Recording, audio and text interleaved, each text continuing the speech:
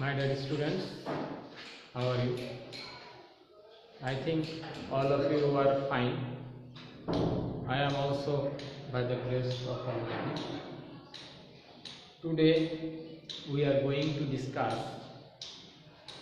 question number 4, completing sentence of English second paper.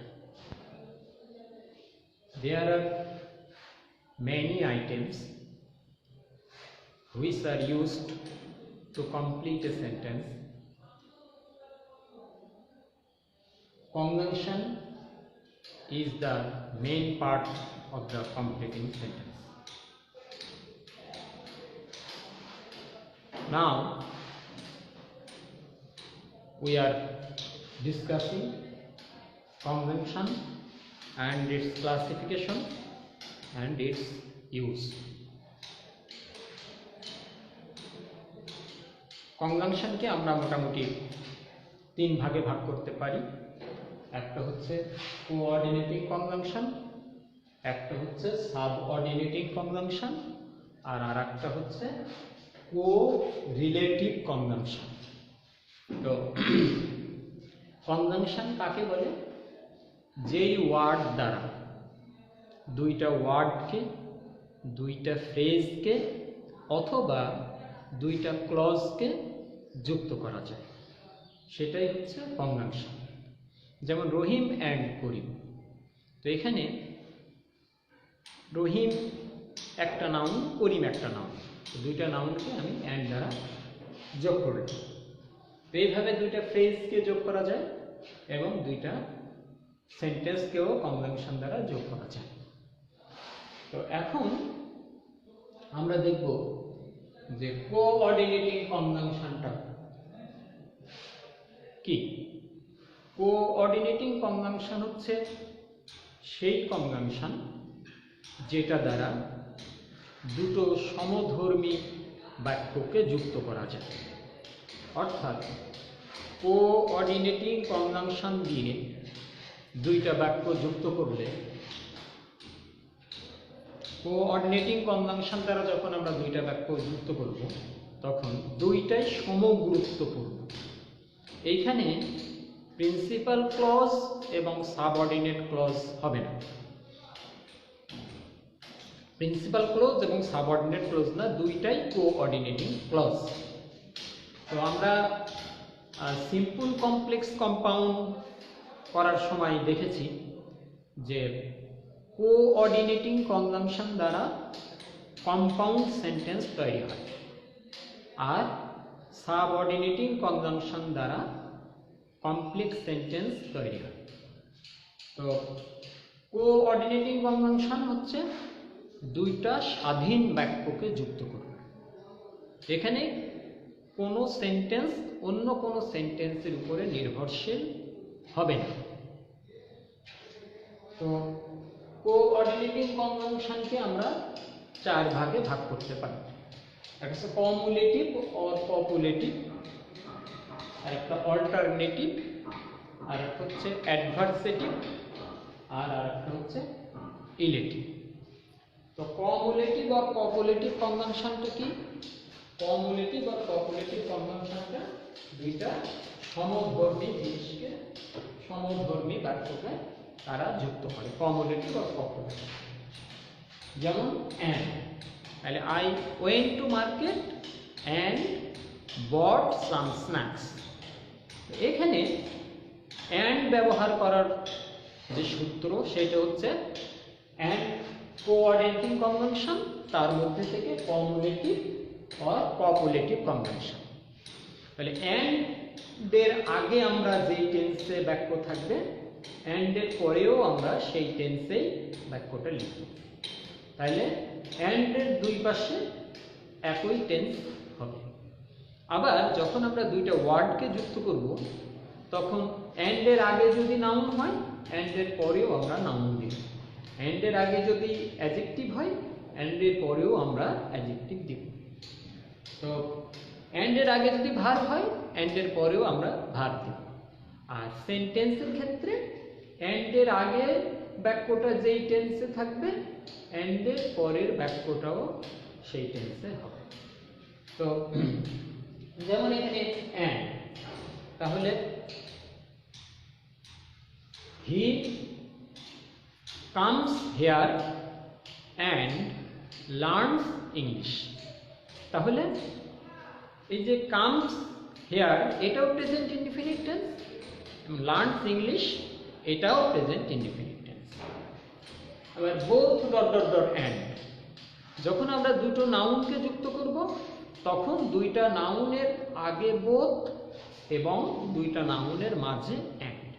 যেমন রহিম এবং করিম মার্কেটে গেল, তাহলে both Rahim and Karim went to market.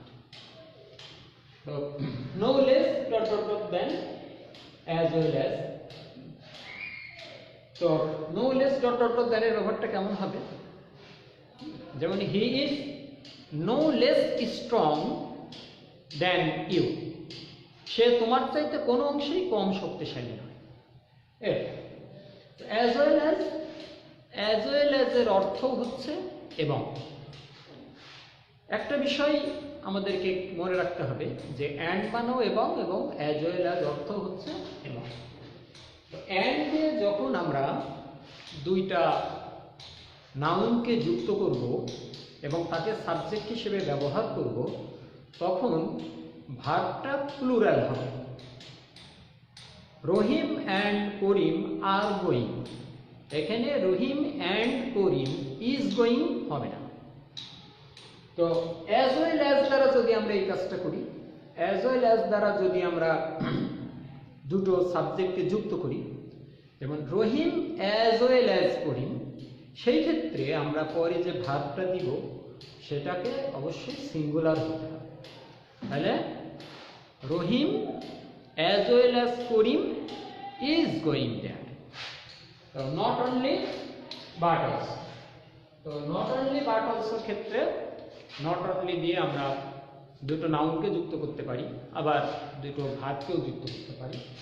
যেমন not only Karim but also Rahim went there. তাহলে কমুলেটিভ আর কপুলেটিভ কনজাংশন গুলো এইটা যখন একটা কাজের পরে আরেকটা কাজ স্বাভাবিকভাবেই হবে তখন সেখানে আমরা এই কনজাংশন গুলো ব্যবহার করব। তো তারপরে আমরা আসি অল্টারনেটিভ কনজাংশন। অল্টারনেটিভ শব্দের অর্থ হচ্ছে বিকল্প। এইখানে দুইটা কাজের মধ্যে একটা কাজকে চয়েস করে নিতে হবে অল্টারনেটিভ কনজাংশনের ক্ষেত্রে। যেমন either Rahim or Karim will go there. তাহলে আইদার রহিম, হয় রহিম অর করিম, অথবা করিম উইল গো দেয়ার, সেখানে যাবে। দুইজন কিন্তু একসঙ্গে যাবে না। তাহলে হয় রহিম যাবে, না হয় করিম যাবে। তাহলে অল্টারনেটিভ কনজাংশনে কি থাকবে? দুইটা বিকল্প থাকবে। দুইটা বিকল্পর মধ্যে একটাকে বেছে নিতে হবে। আর নাইদার নর কি? নাইদার নরের হচ্ছে দুইটার মধ্যে কেউই ওই কাজটা করবে না। তাহলে নাইদার রহিম নর করিম উইল গো দেয়ার, সেখানে করিমও যাবে না, রহিমও যাবে। তো অরের ক্ষেত্রটা কেমন হবে? অরের দুইটার যে কোনো একটা। তোমার either you will go to market, হয় তুমি মার্কেটে যাবে, or you will go to college, অথবা তুমি কলেজে যাবে। তো দুইটা বাক্যর মধ্যে থেকে, দুইটা পছন্দের মধ্যে থেকে যে কোনো একটাকে বেছে নিতে আমরা অর কনজাংশনটাকে ব্যবহার করব। Either you will study English or you will fail.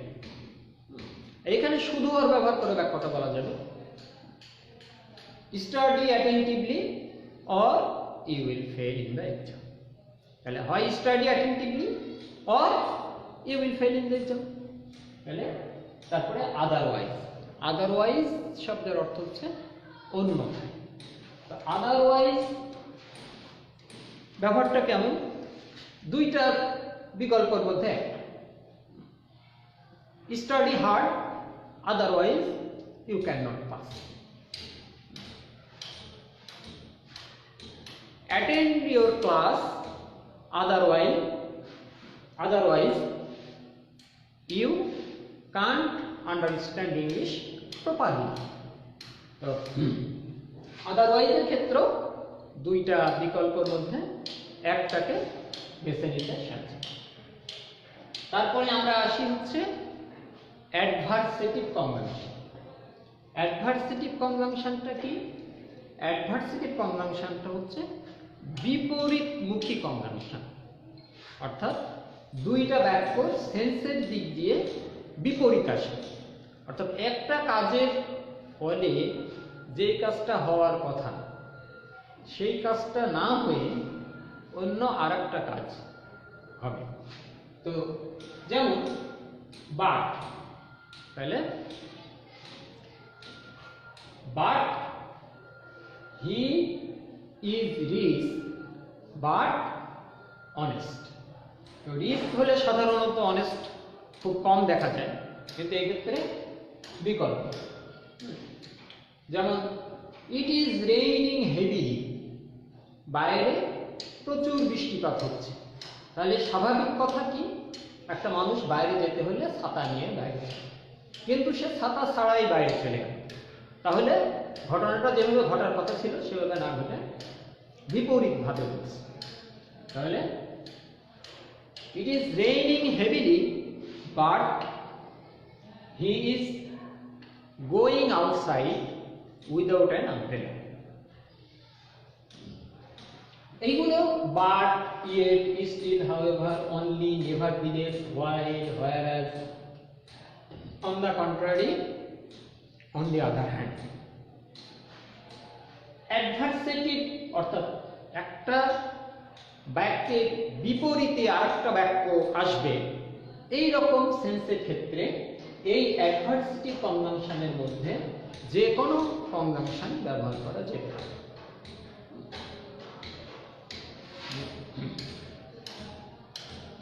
যেমন আর একটা উদাহরণ যদি আমরা দিই, he is very fat. He is very fat, সে খুব মোটা। তাহলে মোটা হলে কোন কোন কাজ করা সম্ভব না? জোরে দৌড়ানো সম্ভব না, মোটা মানুষ সাধারণত জোরে দৌড়াতে পারে না, কিন্তু সে মোটা হওয়া সত্ত্বেও খুব দ্রুত দৌড়ায়। তাহলে সেখানে আমরা অ্যাডভার্সেটিভ কনজাংশনগুলোর মধ্যে থেকে ইউজ করি। যেমন she is very fat while she can run fast. The students study hard. ছাত্ররা খুব কঠিনভাবে পড়াশোনা করে, whereas বিপরীত ক্রমে they fail in the exam, তারা পরীক্ষায় ফেল করে। কিন্তু যদি পড়াশোনা করে তাহলে পাশ করার কথা, কিন্তু পাশ না করে সে কি করছে? ফেল করছে। He has been suffering from কোভিড-19, সে কি হয়েছে? সে কোভিড-19 ভুগছে। On the contrary she or he comes to college, সে কোভিড-19 ভোগা সত্ত্বেও সে কলেজে আসে। তাহলে কোভিড-19 ভুগলে সাধারণত বাড়ির বাইরে যাওয়ার কথা না, কিন্তু তারপরেও যদি সে কলেজে আসে তাহলে সেই ক্ষেত্রে আমরা অ্যাডভার্সেটিভ কনজাংশনগুলো ইউজ করি। যেমন হি হ্যাজ মাস মানি, তার প্রচুর টাকা আছে। On the other hand, he uses a bicycle, সে কি করে? একটা বাইসাইকেল ব্যবহার করে। তাহলে সাধারণত প্রচুর টাকা যদি কারো থাকে সে কারে আসবে, না হয় অ্যাটলিস্ট একটা মোটরসাইকেল থাকার কথা, কিন্তু এই রকম বিপরীত বোঝালে আমরা but, yet, still, however, only, nevertheless, while, whereas, on the contrary, on the other hand, এগুলো আমরা ব্যবহার করি। এই যে কনজাংশনের ক্লাসিফিকেশন বা ইউজ, এইটা যে শুধুমাত্র কমপ্লিটিং সেন্টেন্সের ক্ষেত্রে লাগবে তা না, এইটা তোমার সিম্পল কমপ্লেক্স কম্পাউন্ডের ক্ষেত্রে লাগবে, এইটা সেন্টেন্স কানেক্টরসের ক্ষেত্রে লাগবে। নিজে যখন ফ্রি হ্যান্ড রাইটিং লিখবা একটা সেন্টেন্সের সাথে আরেকটা সেন্টেন্সকে জোড়া লাগাতে এগুলো লাগবে। অনেক সময় রাইট ফর্ম অফ ভার্বের মধ্যে এগুলো লাগবে। তারপর ইলেটিভ কনজাংশন। ইলেটিভ কনজাংশনটা কি? কারণ এবং ফলাফল বোঝানো। ইলেটিভ কনজাংশনের আগে কি থাকবে? কারণ, আর ইলেটিভ কনজাংশনের পরে একটা ফল। ইলেটিভ কনজাংশন কোনগুলো? ইলেটিভ কনজাংশন হচ্ছে therefore, consequently, for, as a result। এখানে আরেকটা বিষয়, সেটা হচ্ছে যে অনেক সময় তোমরা কানেক্টরস করতে যে দেখবা যে 10 নম্বরে যেটা আছে তোমাদের সেকেন্ড পেপারে, যে কোন কোন বইতে বার্ড দেওয়া আছে, কোন কোন বইতে ইয়ার দেওয়া আছে, কোন কোন বইতে হোয়াইল দেওয়া আছে, হ্যাঁ, অ্যান্সার স্ক্রিপ্টে। তখন মনে করার দরকার নেই যে না সব বই মনে হয় ভুল, এরকম না। এখানে বিপরীত মুখী বাক্য আসলে তখন এই যে অ্যাডভার্সেটিভের যে গ্রুপ, এই গ্রুপে যে কোনো একটা কনজাংশন তুমি ওইখানে দিলেই চলবে। তবে অনলির ক্ষেত্রে একটা বিশেষ নিয়ম আছে, অনলিটা দেওয়া যাবে। তো এখানে আমরা দেখি ইলেটিভ কনজাংশন। ইলেটিভ কনজাংশন কি? ইলেটিভ কনজাংশন হচ্ছে ফলাফল প্রকাশ করা, একটা কাজের ফলাফল। ফলাফলটা কেমন হবে? হি ইজ ওয়ার্কিং হার্ড, সে কঠোর পরিশ্রম করছে। দেয়ারফর, তাহলে রেজাল্টটা কি? He can prosper in his life, he can shine in his life. তারপরে এরকম ফলাফল প্রকাশ করতে। The students are studying hard. Consequently, as a result, they get a good job. তার একটা ভালো চাকরি পাবে।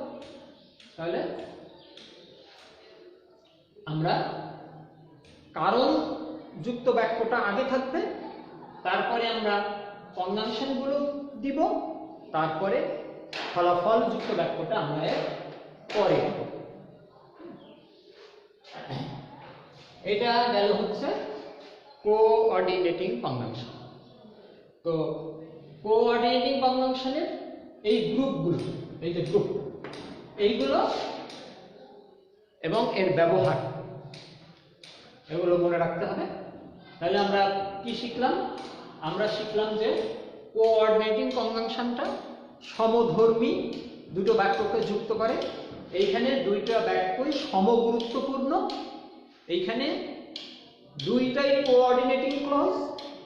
আর কোঅর্ডিনেটিং কনজাংশন দিয়ে দুটো বাক্য যুক্ত হলে এখানে প্রিন্সিপাল ক্লজ এবং সাবঅর্ডিনেট ক্লজ থাকবে না, দুইটাই কোঅর্ডিনেট ক্লজ হবে। এবং এটা আবার 4 প্রকার। কমুলেটিভ আর কপুলেটিভটা কি? সমধর্মী দুইটা জিনিসকে যুক্ত করে। এইখানে কোনো বিপরীত সেন্স আসবে না, এইখানে কোনো বিকল্প সেন্স এটা আসবে না, আবার কারণ ফলাফলও এখানে আসবে না। জাস্ট একটা কাজের পরে যখন আরেকটা কাজ হবে, একটা কাজের পরে যখন আরেকটা কাজ হবে, তখন আমরা কমুলেটিভ আর কপুলেটিভ কনজাংশন ব্যবহার করব। আর অল্টারনেটিভ কনজাংশন আমরা কোন ক্ষেত্রে ব্যবহার করব? অল্টারনেটিভ কনজাংশন যখন দুইটা বিকল্প আসবে, দুইটা বিকল্পের মধ্যে আমরা একটাকে বেছে নেব, সেই ক্ষেত্রে আমরা অল্টারনেটিভ কনজাংশন গুলো ব্যবহার করব। আচ্ছা, তো alternative conjunction either or, neither not, or, আর হচ্ছে আদারওয়াইজ। তো অ্যাডভার্সেটিভ কনজাংশন গুলো আমরা কোন ক্ষেত্রে ব্যবহার করব? adversative conjunction but yet still however only while whereas never there is on the other hand on the contrary তো এগুলো আমরা বিপরীত প্রকাশ করবে যখন তখন আমরা এই অ্যাডভার্সেটিভ কনজাংশন গুলো আমরা ব্যবহার করব তো যেমন এবার ইলেটিভ কনজাংশনটা আমরা কখন ব্যবহার করব যখন কারণ এবং ফলাফল আসবে তখন আমরা ইলেটিভ কনজাংশনটা ব্যবহার করব যেমন she takes balanced diet regularly সে প্রতিদিন ব্যালেন্স ডায়েট খায় অতএব as a result she will become fat অথবা she will be very fat তাহলে ব্যালেন্স ডায়েটের রেজাল্টটা কি ব্যালেন্স ডায়েটের রেজাল্টটা হচ্ছে he or she will be fat তো আমরা এরপরে আমরা সাবঅর্ডিনেটিং কনজাংশনটা দেখব সাবঅর্ডিনেটিং কনজাংশনটাতে টাইম আছে এই টাইমটা হচ্ছে কয়টা কনজাংশন দিয়ে শুরু হয় when while before after till until as soon as এটা এগুলো হচ্ছে টাইম কনজাংশন তারপরে কজ রিজন হচ্ছে as because এবং since তারপরে আছে পারপস কি so that in order that R that তারপরে আছে কন্ডিশনটা কি কন্ডিশনটা হচ্ছে if আমরা এই সাবঅর্ডিনেটিং কনজাংশন গুলো নিয়ে আমরা সামনের দিন বেশ বিস্তারিত আমরা দেখব আলোচনা করব এবং প্রত্যেকটা কনজাংশনের ব্যবহার নিয়ে আমরা আলোচনা করব তো আমরা আজকে কোঅর্ডিনেটিং কনজাংশনটা শেষ করলাম সামনের দিন সাবঅর্ডিনেটিং কনজাংশনটা এবং সময় থাকলে কোরিলেটিভ কনজাংশনটা আমরা দেখব thank you all for attending your classes thanks